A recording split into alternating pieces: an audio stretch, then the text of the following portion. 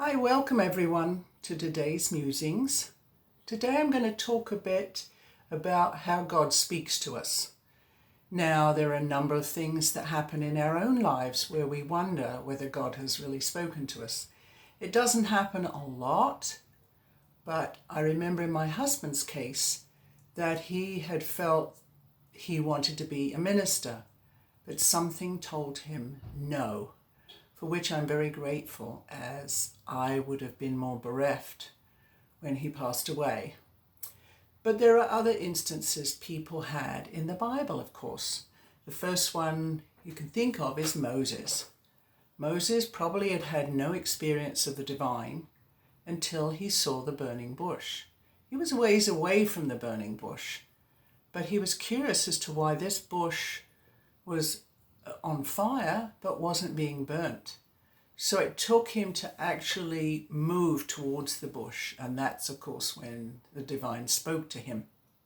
But there were other instances. Now, in Moses' case, this was a huge journey he was going to be on.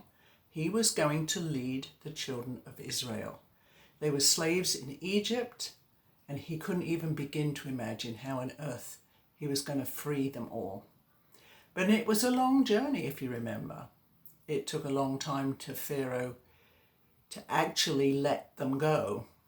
Let my people go. That's one of the famous passages. Let my people go. But Pharaoh did not want to give up. So it was a very harsh journey they went on, which illustrates a lot of the harsh journeys many of us do go through in our lives on this earth. And we know in the end that good things will happen, but we have to go through these hard times. Another one is Samuel. Samuel was working with Eli, and 3 times the divine called, and each time Samuel went to Eli, and it took the 3rd time before Eli got, wait, this is important, it must be the divine calling Samuel, who I keep wanting to call Samson, but that's a different person altogether in the Bible. So he was also leading the people. And there are many different ways today that we can be led. I had never had any idea that I would end up in the US. We were happy in England, though we had challenges, but it just took my husband that moment to decide, I'll check the box that says I'm willing to work overseas.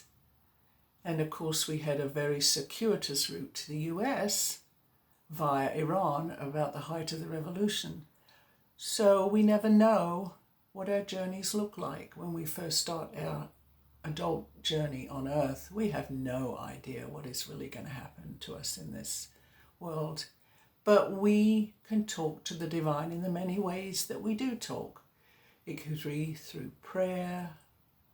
Sometimes when I was really sad, I would call out and say, what am I here for, God? Why is this world so difficult in many ways?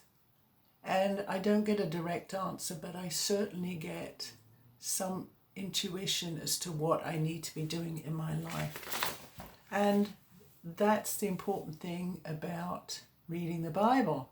There's another one where you would have thought, how could this be? Daniel.